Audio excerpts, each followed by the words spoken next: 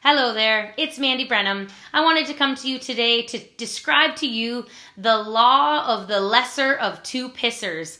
I learned this law from my mentor, John Demartini, and he kind of described it as, you're always going to have choices. You're always going to have two choices.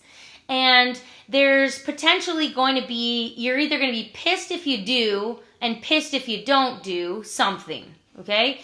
And you always choose the one that is actually the lesser of two pissers. You ever thought that? Okay? So you want to go to a certain restaurant for dinner, okay?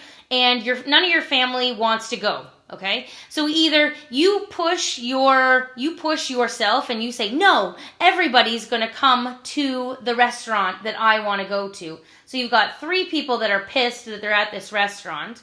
Or you're going to be the one that gives in and goes to the restaurant that they want to go to, and you're pissed that you're at their restaurant, okay? So whichever way you choose, which more than likely in my situation, I'd be like, fine, I'll just go to the restaurant that you guys want to go to. Because it's easier, it's a lesser pisser for me to be pissed off that I'm at their restaurant than for everybody else to be pissed off that they want to come to the restaurant that I'm at.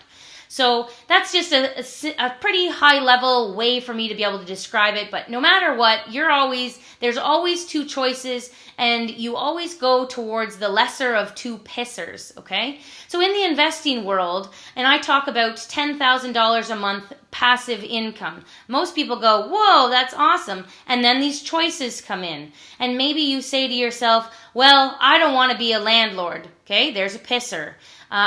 But I also want the $10,000 a month passive income. So if you go for the $10,000 a month passive income that you know you need to grow into, you're going to be pissed because you got to be a landlord. Okay? Now, if you choose not to be a landlord, you're like, "Nope, I'm not going to be a landlord." Well, then you're pissed and you're like, "Shit, I'm now not able to have a $10,000 a month passive income from the real estate stream." Okay? And so what's another way? Why would I give up some of my return to a partner? Okay? And so you say, "No way. If I can't do a property on my own, I'm not getting into the real estate game." Okay, no problem. 5 years goes by and now you're pissed. And you're like, "Shit, I never had enough money. I never acquired enough capital. And now I'm not able to get into the real estate game by myself. I should have gone for a partner in the first place." Now you're pissed that you didn't take the partner back in the day, okay? But you would have been pissed if you had to share the equity. And now you're pissed that you couldn't do it on your own, okay?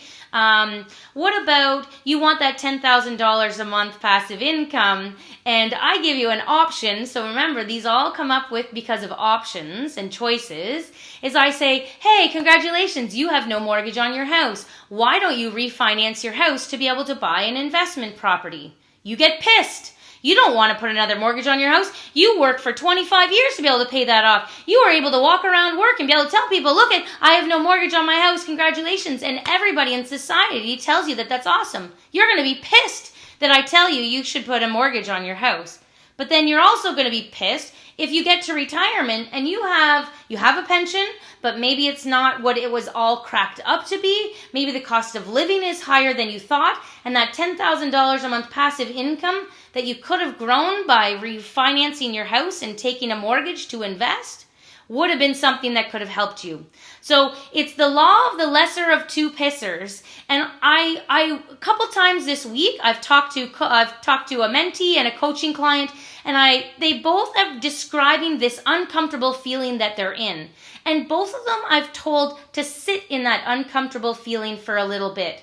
I don't advise people to try and figure out ways not to be comfortable, because in our world too often, all we're trying to do is be comfortable.